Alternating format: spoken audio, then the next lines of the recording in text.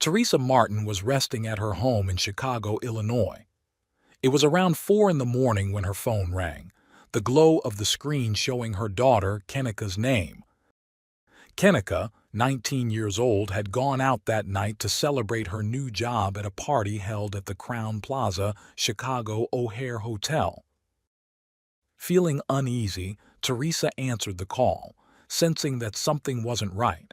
Her instincts were confirmed when she didn't hear her daughter's voice on the other end, but instead, the nervous tone of one of Kenneka's friends. The friend asked if Kenneka had made it home. Teresa's heart skipped a beat. If Kenneka wasn't with her friends and hadn't returned home, where could she be? Overcome with worry, Teresa rushed to the hotel herself to search for her daughter. What had happened to Kenneka Jenkins?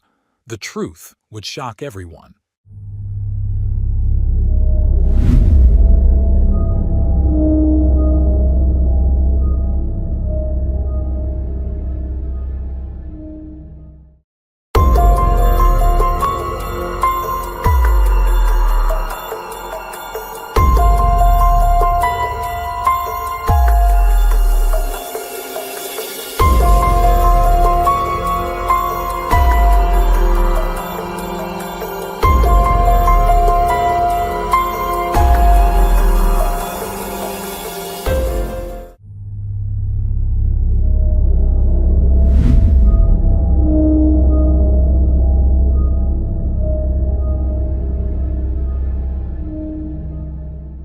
It all started on September 8, 2017, when Kenneka received the exciting news that she had secured a job at a nursing home. Eager to share her joy, she told her friends, who quickly convinced her that such news deserved a celebration. That evening, Kenneka borrowed her mother's car and left the house around 11:30 p.m. to attend a private party organized by her friends at the Crowne Plaza Chicago O'Hare Hotel near Rosemont, about a 50-minute drive from her home. The party was in room 126, and Kenneka arrived with her friends at 1:13 a.m. on Saturday. The atmosphere was lively, with loud music, alcohol, and a room filled with young people. Kenneka greeted her friends, who congratulated her on her new job. However, one of her friends sensed something wasn't quite right. Kenneka, who usually didn't drink alcohol, was swaying and acting strangely as she hugged her friends. Though the odd behavior stood out, no one made much of it since many were intoxicated. The night continued without incident, and Kenneka danced with her friends, refusing to partake in any of the drugs or marijuana being passed around. Still, her friends noticed that she didn't seem herself, behaving in a way that was very different from her usual lively demeanor.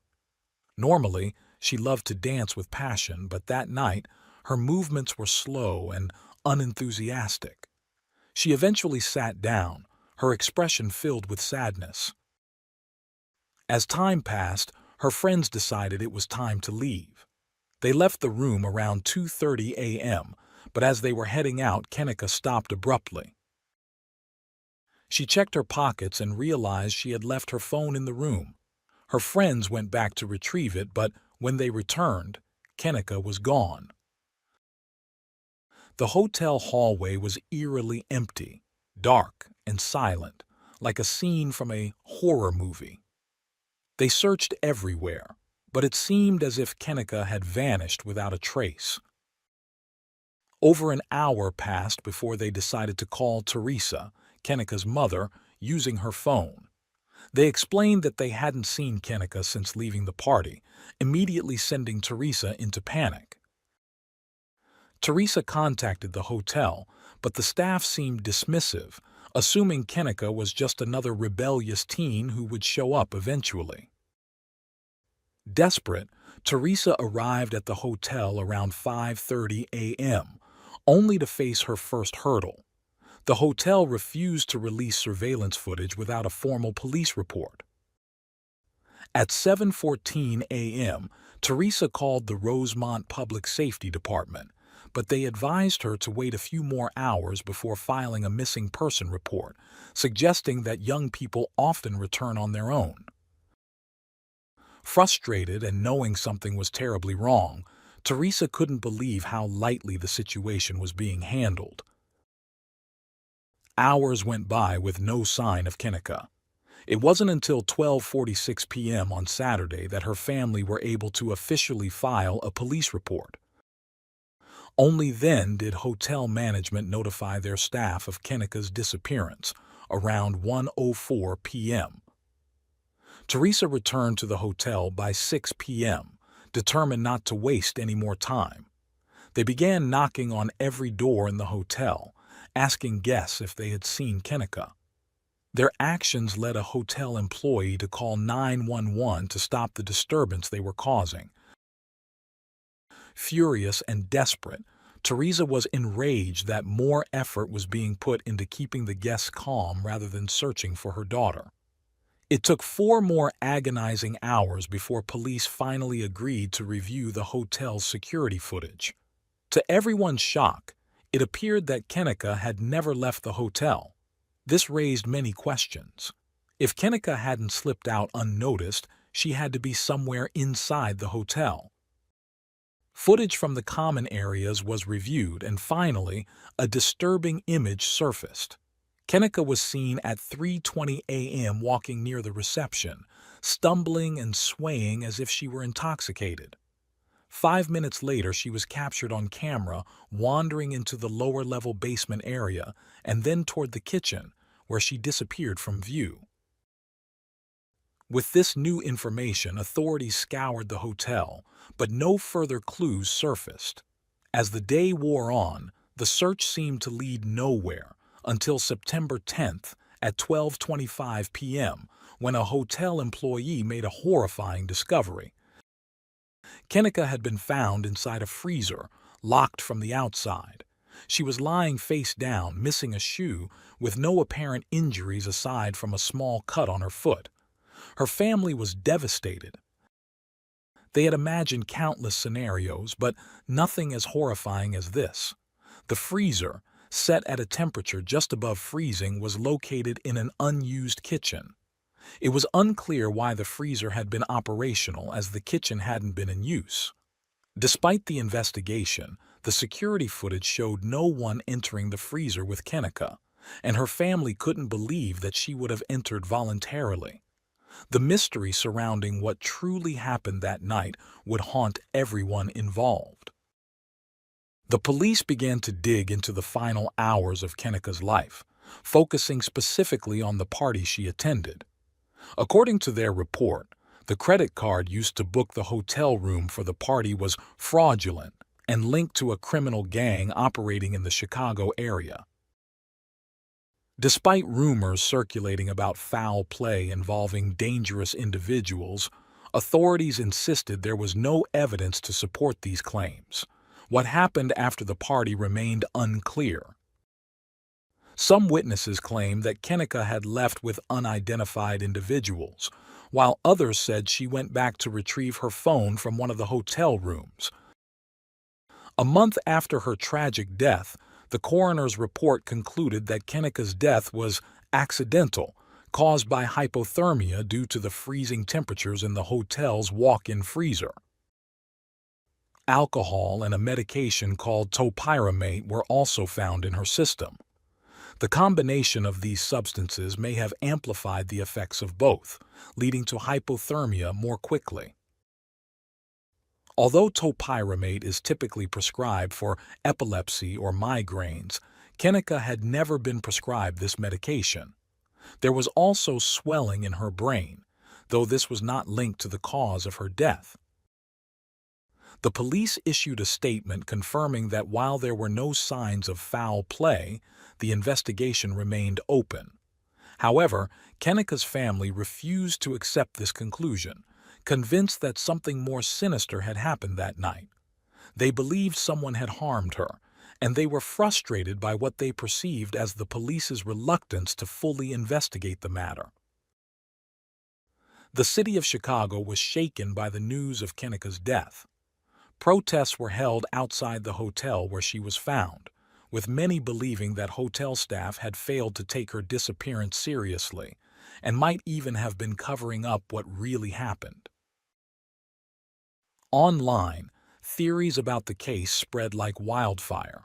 People questioned how Kenneka, who had barely been able to walk straight in the hotel hallway, could have had the strength to open the heavy freezer door. Further details from the forensic analysis only fueled speculation. Multiple bruises were found on Kenneka's body, raising questions about how she sustained them. If, as the official theory suggested, she had entered the freezer on her own, why was her body covered in bruises? Many people believe that Kenneka had fought for her life, trying to escape her fate in that cold, locked freezer. Adding to the mystery was a video Kenneka had posted earlier in the evening, showing her smiling and enjoying the night with a friend. Later, she posted a Facebook Live video from the party where she could be heard laughing and even jokingly saying, "Help me, help me." What started as harmless fun in the video turned into a chilling moment that would be viewed by over 4 million people, sparking a new theory on the internet. In the hours after her friends left her, the hotel security cameras captured Kenneka walking around with an unidentified group. She had told her friends she was heading to her car, but the footage showed her inside the hotel instead. Why had she lied? After this mysterious interaction, Kenneka disappeared from view for several hours, only to reappear on camera at 3:27 a.m., visibly disoriented and struggling to move. At that point, she could barely walk, relying on the walls and furniture to steady herself. Questions started swirling. Had she consumed something other than alcohol? Her friends and family knew Kenneka rarely drank, as she had a low tolerance for alcohol. Was she forced to drink, or had she been drugged without her knowledge? Another theory emerged, that one of the boys at the party had been infatuated with Kenneka, but she didn't reciprocate his feelings. This idea was strengthened by a live video recorded by one of her friends during the party. Some viewers claimed that if you looked closely, you could see Kenneka being assaulted by a group of boys on a bed in the background. According to this theory, the assault led to her death, and her body was placed in the freezer to cover up the crime. While no concrete evidence supported these claims, the mysterious and heartbreaking circumstances of Kenneka's death left many questions unanswered and fueled widespread debate about what truly happened that night. On social media, various theories emerged about what happened to Kenneka, including accusations against specific individuals. Among the rumors, some speculated that her friends had betrayed her for money, leading to an unfortunate series of events that ended in her death. It was even suggested that the hotel itself may have played a role in covering up the incident. Faced with these allegations, Kenneka's friends deactivated their Facebook pages due to the intense online backlash. One prevailing theory claimed that Kenneka had been lured to the party by a friend who had been paid to bring her, allowing others to take advantage of her while she was intoxicated.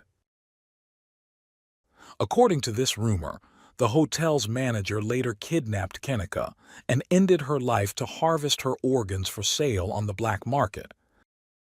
This speculation was fueled by the fact that her body was found in a freezer, which was assumed to be used to preserve it. Additionally, surveillance footage from cameras near the freezer, which should have shown Kenneka entering, was reportedly malfunctioning. Adding to the suspicion, an organ donation center was located just 20 minutes from the hotel. Around the same time, the hotel was facing legal action from the family of a 23-year-old man whose body had been donated for medical research but was allegedly mishandled for profit. Though none of these theories were ever confirmed or taken seriously by authorities, many remained convinced that powerful and dangerous individuals were covering up the truth. Kenneka's mother shared her ongoing grief over losing her daughter, believing that someone was responsible for her death. Her family and friends criticized the police's initial response and filed a lawsuit against the hotel, a security company, and a restaurant, seeking over $50 million in compensation. The lawsuit claimed that neither hotel nor security staff reviewed the surveillance footage promptly, resulting in Kenneka's body being discovered 21 hours after she was last seen. The family argued that had the hotel monitored the security cameras properly, Kenneka's life might have been saved. The family's lawyer presented photos of the freezer door, arguing that it had been accidentally closed from the outside after Kenneka entered. He alleged that someone had noticed the open kitchen doors and shut them, unknowingly trapping Kenneka inside.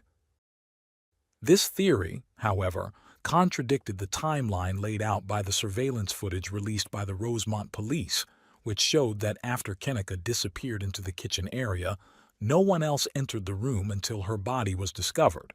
So, the question remained, who had closed the freezer door?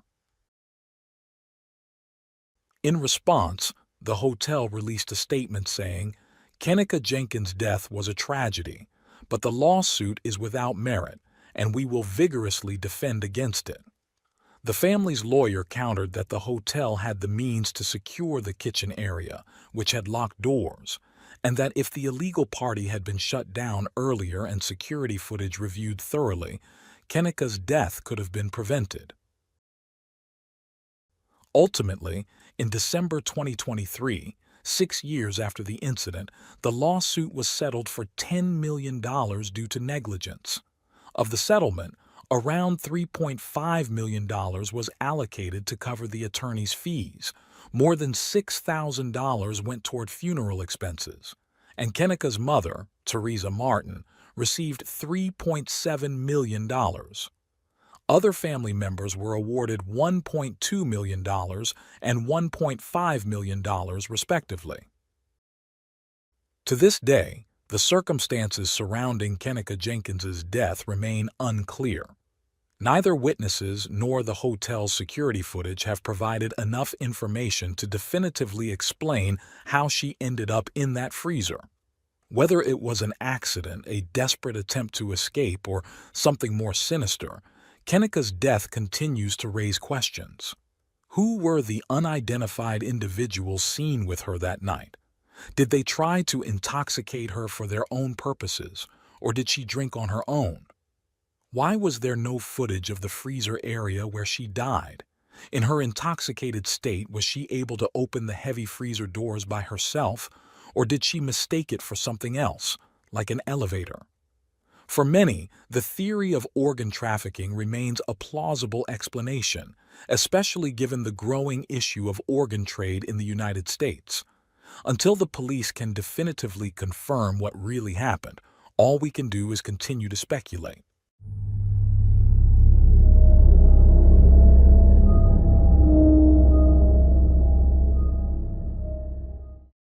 Thanks for tuning in to Unreal True Crime. If you're intrigued by mysteries from around the world, check out our new channel, Latin Crimes, where we dive into the gripping true crime stories of Latin America. Don't miss out. Subscribe now for more thrilling investigations.